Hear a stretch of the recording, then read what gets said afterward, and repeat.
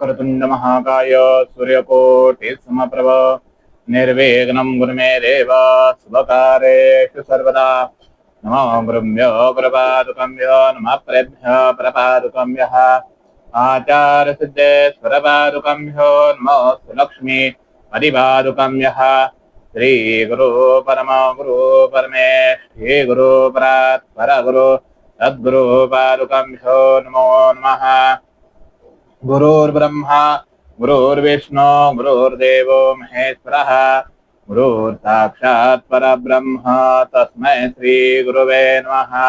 शान्ताकारं भुजगशयनं पद्मनाभं सुरेशं विश्वाधारं गगनसदृशं मेघवर्णं शुभांगं लक्ष्मीकान्तं कमलनयनं योगिवीर्दानगम्यं वन्दे विष्णुं भवभयहरं सर्वलोकैकनाथं विष्णुं जिष्णुं महाविष्णुं प्रभविष्णुं महेश्वरान् अनेकरूपदैत्यानां तन्नमामि पुरुषोत्तमम्। अन्नपूर्णे सदापूर्णे शङ्करप्राणवल्लभे ज्ञानवैराग्यसिद्ध्यार्थं भिक्षां देहि मे पार्वती। श्रीगणेशाय नमः। श्रीहरिः श्रीपुरुषोत्तमाय नमः।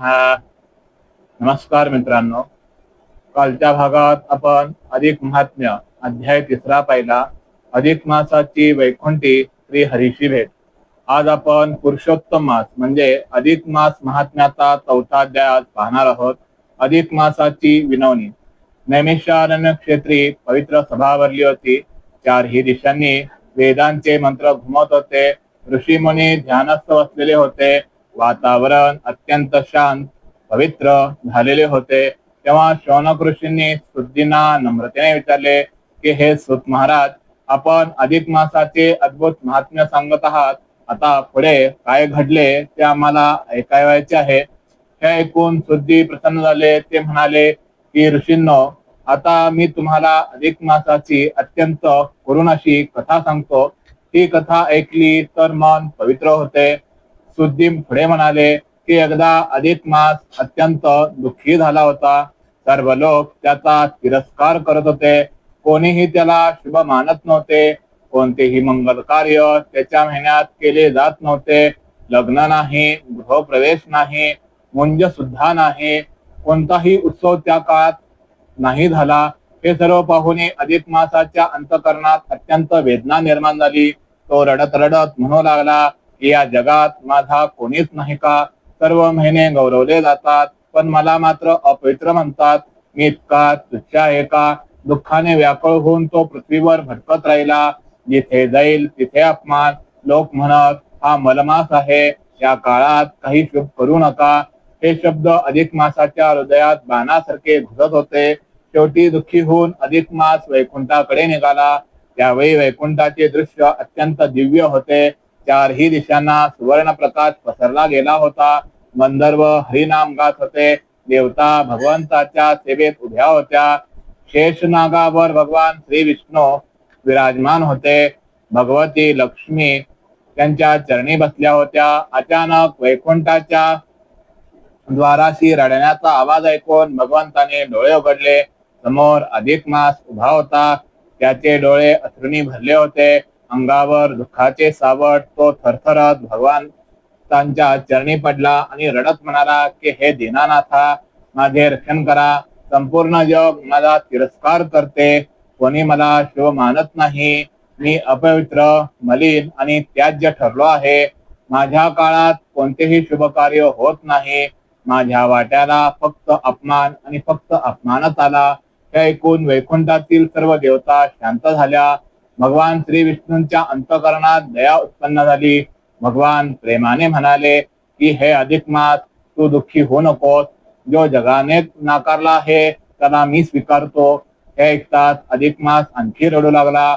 तो म्हणाला की हे प्रभो, माझे दुःख फार मोठे आहे। सोमवार शिवाचा, मंगळवार देवीचा, गुरुवार दत्ताचा, शुक्रवार लक्ष्मीचा, प्रत्येक दिवसाला देव आहे।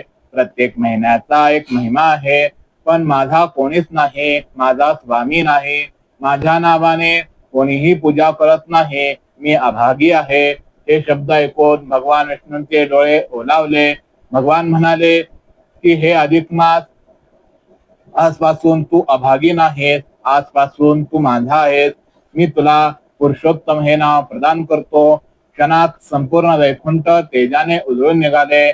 देवतांनी पुष्पवृष्टी सुरू केली. गंधर्वांनी जय जयकार केला. पुरुषोत्तम मास की जय.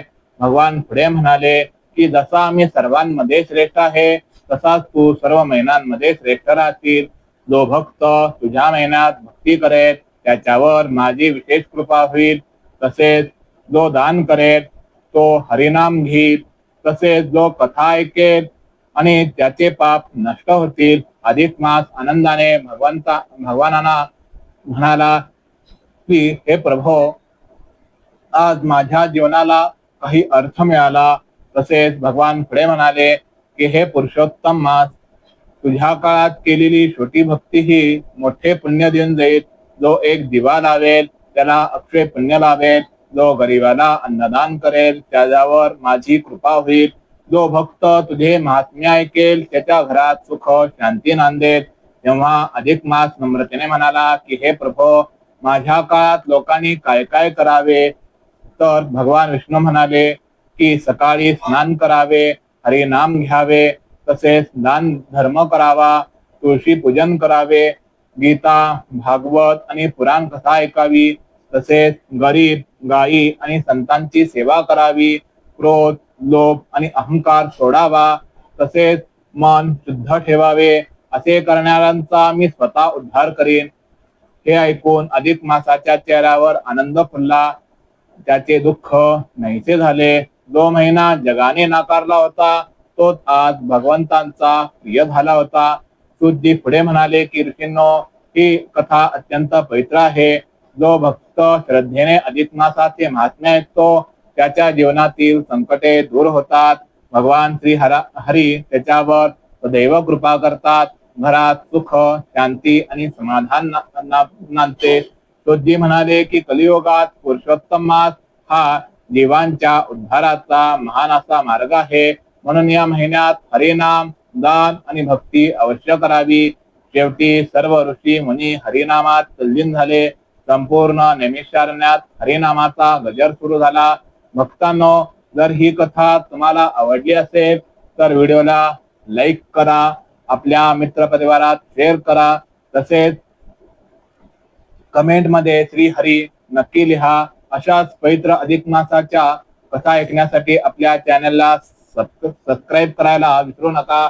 आणि आपण उद्या ऐकणार आहोत अत्यंत अद्भुत असा पुढील अध्याय, मलमासाचे गोलोकी गमन. ही दिव्य कथा ऐकण्यासाठी नक्की भेटा. श्री कृष्ण गोविंद हरे मुरारी, हे नाथ नारायण वासुदेव, श्री हरी.